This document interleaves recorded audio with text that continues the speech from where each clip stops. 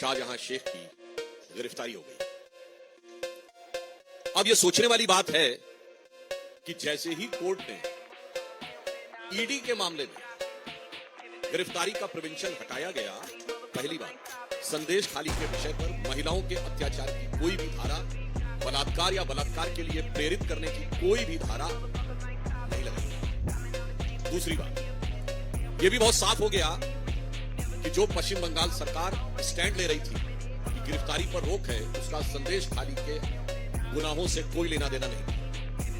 तीसरी बात, उन्होंने जो ईडी के विषय के ऊपर गिरफ्तारी की रोक हटने के बाद गिरफ्तार किया, तो मैं बहुत साफ पूछना चाहता हूं, यदि आपने ईडी के विषय पे गिरफ्तार किया है तो पश्चिम बंगाल सरकार उन्हें ईडी को क्यों नहीं सौंप दे रही?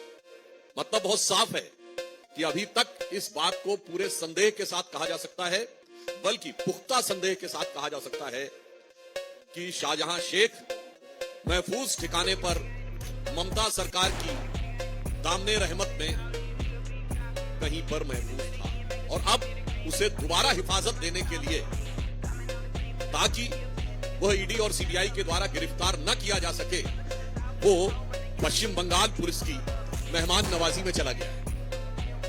ये मैं मेहमान नवाजी शब्द इसलिए प्रयोग कर रहा हूं, यदि आप लोगों ने तथाकथित गिरफ्तारी के समय उसकी भाव भंगिमा देखी हो, उसके चेहरे के भाव और बॉडी लैंग्वेज देखी हो, और पुलिस वालों की बॉडी लैंग्वेज देखी हो, क्या आपको लगता है कि जो कुछ बॉडी लैंग्वेज थी शाहजहां शेख की, वो किसी गुनहगार की थी या किसी अदाकार की लग रही थी?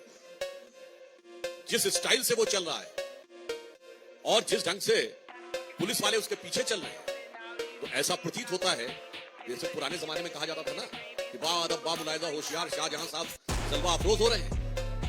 यहीं से नहीं लग रहा था कि बेबसी जरा भी उसके चेहरे पे है, खौफ जरा भी उसके चेहरे पे है, गिरफ्तारी का कोई भाव उसके चेहरे पे है। ऐसा लग रहा था कि वो बाकायदा जलवा अफरोज हो रहे हैं। और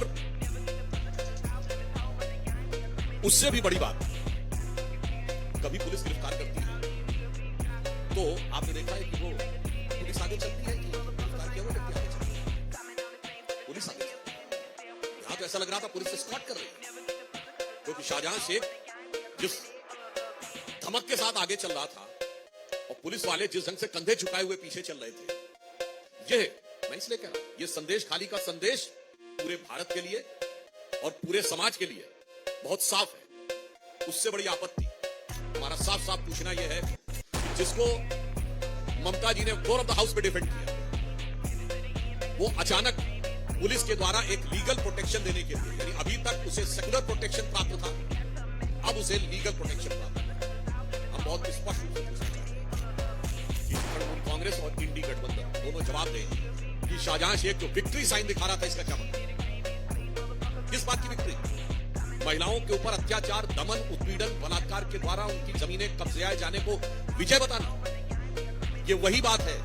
महिलाओं पर यातना और अत्याचार को विजय का प्रतीक बनाना, यह मध्यकालीन मुगलिया मानसिकता का प्रतीक है, और 21वीं सदी में शाहजहां शेख और ममता बनर्जी की सरकार उसी को आज एक रूप में सामने दिखाई दे रही है। इसलिए हम बहुत स्पष्ट रूप से पूछना चाहते हैं कि टेक्निकल सवाल हमारा यह है कि यदि ईडी के हमले के लिए पुलिस ने गिरफ्तार किया है तो ईडी को हैंडओवर क्यों नहीं करना? सेकंड सवाल हमारा टेक्निकल यह है कि महिलाओं पे उत्पीड़न और बलात्कार की धाराएं क्यों नहीं लगाई? और तीसरा सवाल यह है कि जब कैमरे के सामने उसका इतना जलवा दिख रहा है, तो जेल में वो किस जलाल के साथ रह रहा होगा या रहेगा, इसका हमें सहज अनुमान लगाया जा सकता है। और चौथा नैतिक और राजनीतिक सवाल यह है कि उस विक्ट्री साइन का क्या कहना है? और मात्र इतनी ही बात नहीं, आप देख रहे हैं कि मोदी जी के ऊपर ईर्ष्या और वैमनस्य की सीमा तक इंडी गठबंधन के लोग देखते जा रहे हैं कि आज कांग्रेस के वरिष्ठ नेता डीके हरिप्रसाद जी इस सीमा तक बोल देते हैं कि पाकिस्तान बीजेपी का दुश्मन है, हमारा नहीं है। ये बोलने का भाव क्या है? और मैं ये भी कहना चाहता हूं, ये बीके हरिप्रसाद जी का या कांग्रेस के किसी नेता का जुबान से फिसला हुआ बयान नहीं है।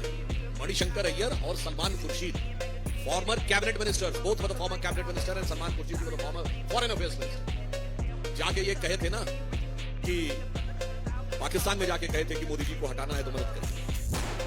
राहुल गांधी जी के बयान को पाकिस्तान ने यूनाइटेड नेशंस में भारत सरकार के खिलाफ प्रयोग किया था। इमरान खान ने बतौर प्राइम मिनिस्टर उस समय कांग्रेस के अध्यक्ष रहे पंजाब में, सिद्धू की तरफ इशारा करते हुए रैली में बोला था कि जब तक ये सरकार रहेगी तब तक हमारे हालात नहीं सुधरेंगे, जब आप लोग आएंगे तभी हमसे संबंध बेहतर होंगे। हाफिज को साहब किसने बोला था?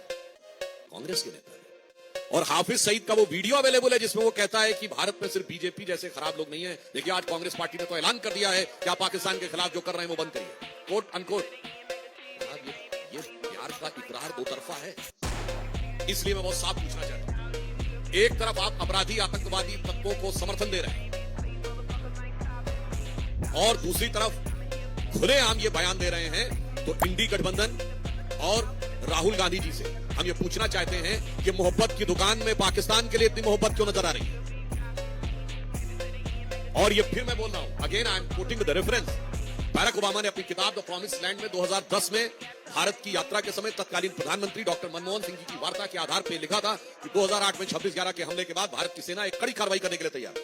और उस समय रॉय आईबी के चीफ से जिन्होंने इस्तीफा भी दे दिया इस बात पे, क्योंकि लगातार संकेत दिए गए थे कि ऐसा होने वाला है। परंतु उसके बावजूद बकौल बैरक ओबामा, अगर कांग्रेस को आपत्ति है तो बैरक ओबामा पे जाके मुकदमा कर दे, बकौल Barack Obama doctor Manmohan Singh की सरकार ने इसलिए निर्णय नहीं लिया कि पाकिस्तान के खिलाफ हुई किसी भी कार्रवाई से बीजेपी को फायदा न हो जाए। हमारे सैनिक लोग मारे गए, हमारे सिपाही मारे गए, तुकाराम मामले को तो याद है, हाथ में वो पकड़ते हुए गोली लग गई। सियासत के तराजू पर तौलना है, चाहे पीड़ित महिलाओं का दर्द हो, आदिवासी महिलाओं का दर्द हो संदेश खाली में, दलित महिलाओं का दर्द हो, वो पहले तराजू पे, सियासत के तराजू पे तौला जाता है कि कौन सा वोट बैंक तगड़ा वाला है, फिर उसके आधार पे बोला जाता है। और फिर चाहे देश की सुरक्षा हो या देश का आत्मसम्मान हो, उसको भी उसी प्रकार से राजनीति के तराजू पे तौला जाता है। और आपने वो भी देखा होगा, माननीय प्रधानमंत्री जी ने जिसका उल्लेख किया है कि तमिलनाडु की सरकार ने चीन के मिसाइल, आप बताइए, चीन के साथ करार तो सुना था,